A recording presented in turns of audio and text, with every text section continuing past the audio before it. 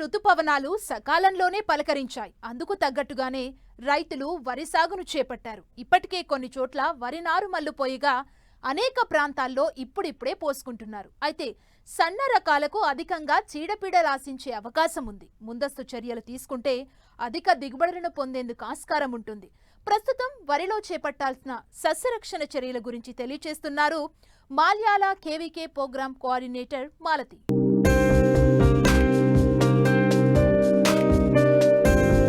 తెలంగాణలో చెరువుల కింద బావుల కింద వర్షాధారం చేసుకుని ఖరీఫ్లో అధికంగా వరి సాగు చేస్తుంటారు రైతులు. దాదాపు 44 లక్షల ఎకరాల్లో సాగుతున్న ఈ పంటను ఈసారి అధికంగా సన్నగింజ రకాలనే సాగు చేసేందుకు రైతులు మొగ్గు చూపిస్తున్నారు. కొన్ని ప్రాంతాల్లో దీర్ఘకాలిక రకాలను పోసుకున్న రైతులు ప్రధాన పొలాన్ని సిద్ధం చేస్తున్నారు.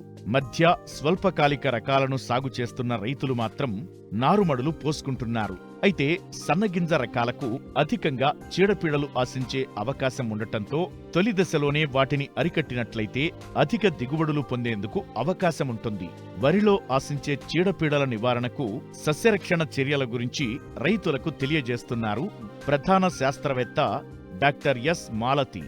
గత రబీ కాలంలో చూసుకున్నట్లయితే వరి విస్తీర్ణం అనేది ఇబ్బడి ముబ్బడిగా పెరగడం జరిగింది. అయితే దీంట్లో చూసుకున్నట్లయితే చాలామంది సాగు చేస్తున్నటువంటి సన్న రకాలు మనకి చాలా అందుబాటులో ఉన్నాయి. కానీ ఇవి సన్న రకాలలో ఏంటంటే దొడ్డు రకాలతో పోలిస్తే వివిధ రకాలైనటువంటి పురుగులు అలాగే తెగుళ్ళు ఎక్కువగా ఆశిస్తాయి. కాబట్టి సన్న రకాలు సాగు చేస్తున్నటువంటి రైతులు ముందు నుంచే సరైనటువంటి యాజమాన్య పద్ధతులు కనుక పాటించినట్లయితే వీటిలో ఆశించేటువంటి తెగుళ్ళని అలాగే పురుగుల ఉధృతిని తక్కువగా ఉండేటట్లు చూసి వాటి వలన కలిగేటువంటి నష్టాన్ని తగ్గించుకోవడానికి ఆస్కారం ఉంటుంది.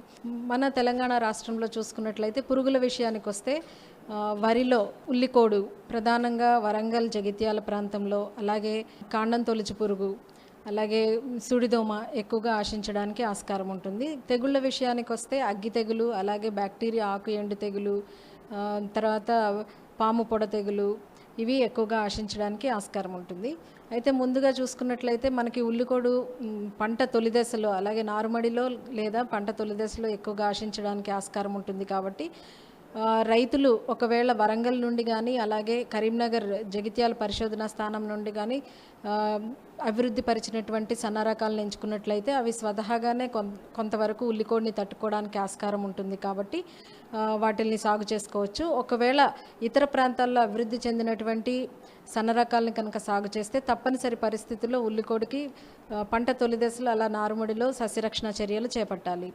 ఉదాహరణకి నారుమడిలో అంటే నాటు వేస్తామనగా 10 రోజుల ముందు ఎకరానికి సరిపడా నారుమడికి కార్బోఫిరాన్ 3G గుళికలు 800 గ్రాముల చొప్పున కలుపుకొని మనము వేసుకున్నట్లయితే ప్రధాన పొలంలో పంట తొలి దశలో ఉల్లికోడు రాకుండా నివారించుకోవచ్చు. అలాగే నాటు వేసిన తర్వాత పంట తొలి దశలో 20 రోజులకి కార్బోఫిరాన్ గుళికలు ఎకరానికి 10 కిలోల చొప్పున వేసుకున్నట్లయితే కూడా మనకి తొలి దశలో గొట్టం తక్కువగా ఉండడానికి ఆస్కారం ఉంటుంది. ఇదే కాకుండా ఏంటంటే ఈ కార్బోఫిరాన్ 3G గుళికలు నారుమడిలో కానీ అలాగే ప్రధాన పొలంలో తొలి దశలో వేసుకున్నట్లయితే కాండం తొలిచి పురుగు ఉధృతి అంటే మొవ్వు ఎండిపోవడం అనేది కూడా తక్కువగా ఉండడానికి ఆస్కారం ఉంటుంది.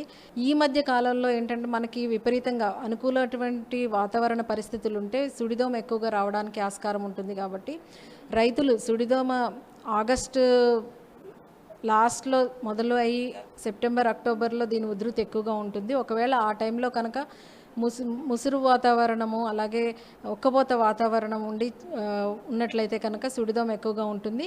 కానీ అలాంటి పరిస్థితి ఉన్నా కూడా మనకి తొలి దశలో చేసినటువంటి యాజమాన్య పద్ధతులు ఉధృతి పెరగకుండా చూసుకోవచ్చు. ముఖ్యంగా ఏంటంటే పంట తొలి దశ నుండే నీటిని ఆరుతడి పంట అంటే అడపాదడప ఆరబెట్టడం, పొలాన్ని అడపాదడప ఆరబెట్టడము, నాటు వేసే సమయంలో ప్రతి 2 మీటర్లకి 20 సెంటీమీటర్ల గాలిబాటలు తీసినట్లయితే, అలాగే వేసేటువంటి నత్రజని ఎరువును దఫాలుగా వేయడము, సిఫారసు చేసిన మేరకే ప్రతి దఫాలోనూ వేయడము, దాన్ని మించి వేయకుండా ఉండడము, ఇలాగా సరైనటువంటి పోషక యాజమాన్యము. ఇదే కాకుండా ఏంటంటే పంట తొలి దశలో ఇందాక చెప్పినట్టు ప్రధాన పొలంలో పైపాటుగా మందు పిచికారీ బదులు గుళికల రూపంతో సస్యరక్షణ చేపడితే కూడా మనకి తర్వాతి దశలో మనకి సుడిదోమ తక్కువగా ఉండడానికి ఆస్కారం ఉంటుంది.